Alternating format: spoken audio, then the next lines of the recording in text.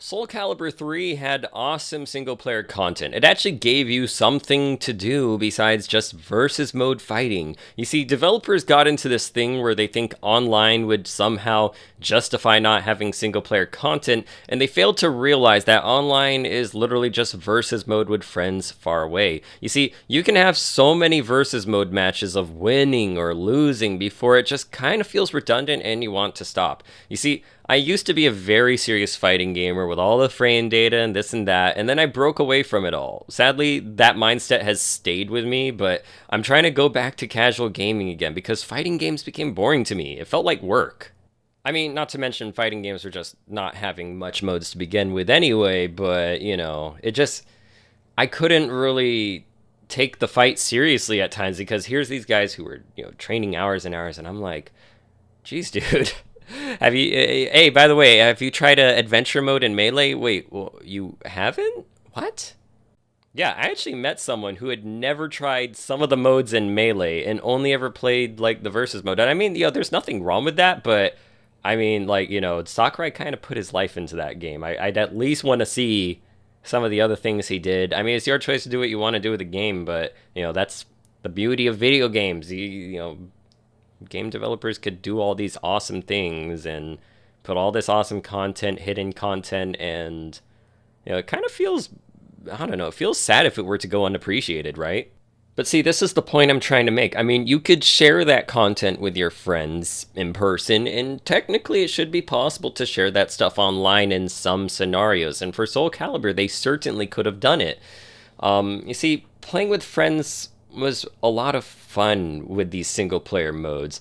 You actually had more to do after you finished beating the crap out of each other as, like, I don't know, Siegfried and Nightmare, and probably even, as children, like, role playing out what kind of scenario it would be. Why are they fighting today, But regardless, while these single player modes were single player, my friend and I would actually try to complete these together, and we'd have a blast attempting a turn at a time with these modes, right?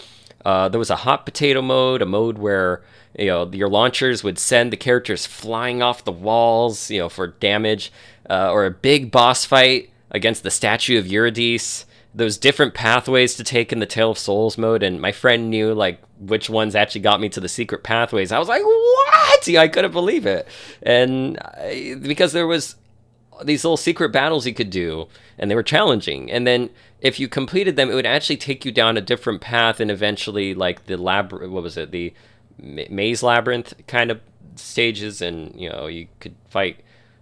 Spoiler, you could fight Olcaldin or whatever. But regardless, I was also able to help him strategically in Chronicles of the Sword, which also had some elements of Weapon Master scenarios on the enemy towers that we'd tackle. It would have, sinking sand, or it would have, your characters are on freezing ice and it's slippery. You move all over the place. It was fun and crazy and awesome, and there was just so much to do. Some of the stages were like 2.0 designs of what existed before, and they were beautiful to look at. Sometimes during training mode, I'd take in the details of what work the artist put into reimagining the look of the stage. Even the music got that treatment, so it was incredible to hear closer to reality sounding remixes. And being a musician, that was an absolute treat for me. Remember guys, the point of this video is supposed to be me gushing about the good stuff in Soul Calibur 3. Sadly, some of this is mixed in with some criticism and a little negativity because I feel like there's this essence of heart and passion missing from making games. Regardless, back to the good stuff. Creating a character. Woo! The character creation in Soul Calibur 3 was just such a big thing because it was kind of the first time you really got to go into the details. I mean, Deadly Arts had a character creator system, but it wasn't really that detailed. You could do the height and the width of the character. You could, kind of change their clothes style or whatnot, but you couldn't change too much aspects about them. I mean, you could do their hair too, but otherwise, then there was Virtua Fighter. They let you customize the character somewhat, but then Soul Calibur 3 comes along and it's like, bam, you can literally create sort of who you want, but sadly our hair options have been limited throughout the entire series. You want a guy with bangs in a ponytail? No, that doesn't exist. Just bangs, pulled back hair. A thing someone I know often complains about, and I feel her complaints. I feel it all the way. But hey, Soul Calibur 6 at least has that. So, yay, bangs and ponytail. Regardless, Soul Calibur 3 had really cool stuff to work with, because in introducing Chronicles of the Sword, your create a soul character was the main character of that story, and sure, you're just a silent person who listens to people talking among you in that game, but even then, you were the one pretty much leading that entire war army thing. So if you wanted to, you could just create Bangu, Rock's son. Bangu. Have we all forgotten about Bangu? I mean, I've always been wanting Bangu for the longest time. Why won't freaking Rock pass on the...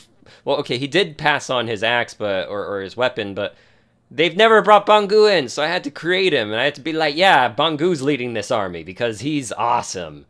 Even though we know, next to nothing about him other than being Rock's son. Well, okay, actually, in truth, I created, other video game characters, like Jin Kazama, or even, Dante from Devil May Cry, and Cosmos, and a few other characters, some anime characters, some original characters, and it was a lot of fun because you could really create what you wanted. And the best part of it all, holy smokes, guys, the best part, and I actually made a comment about this and people were kind of agreeing with me on this. Original movesets. This was the bomb. There were 17 actual weapon styles that were completely their own.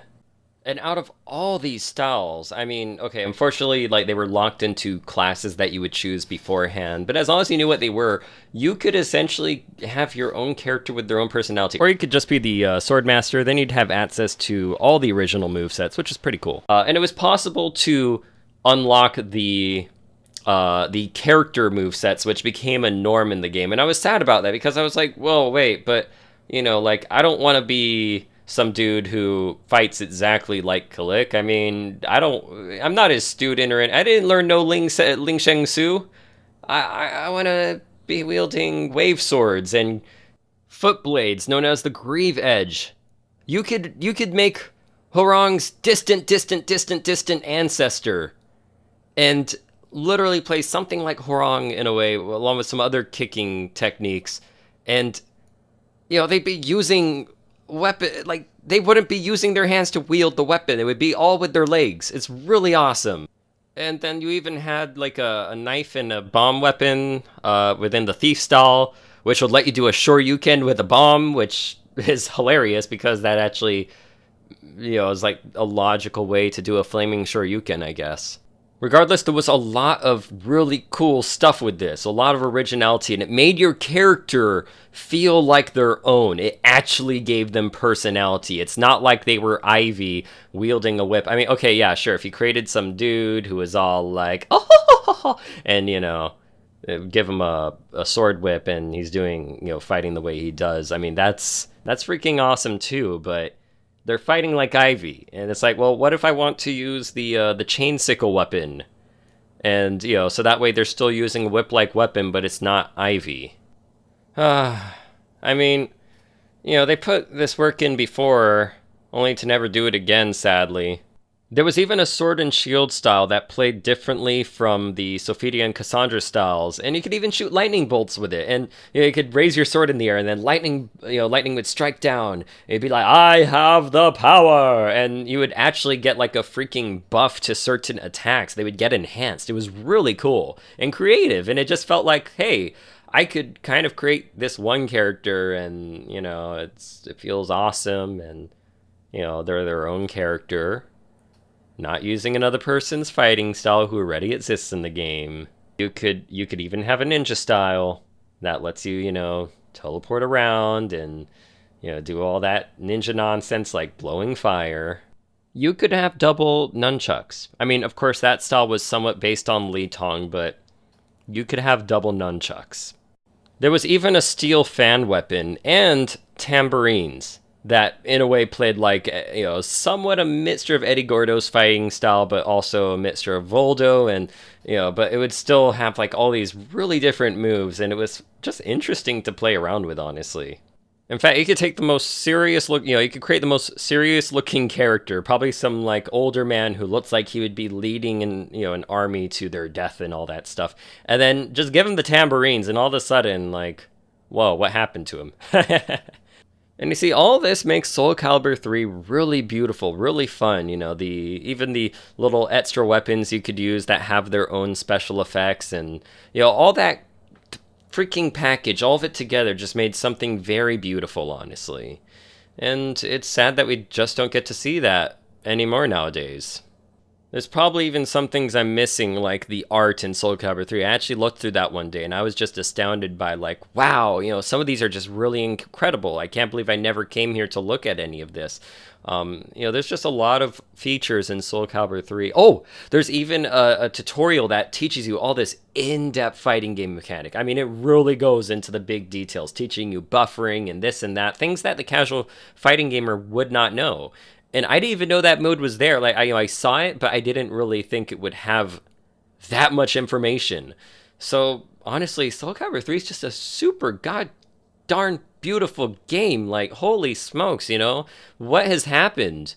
What has happened to gaming? This is the beauty of Soul Calibur 3 and the beauty of gaming.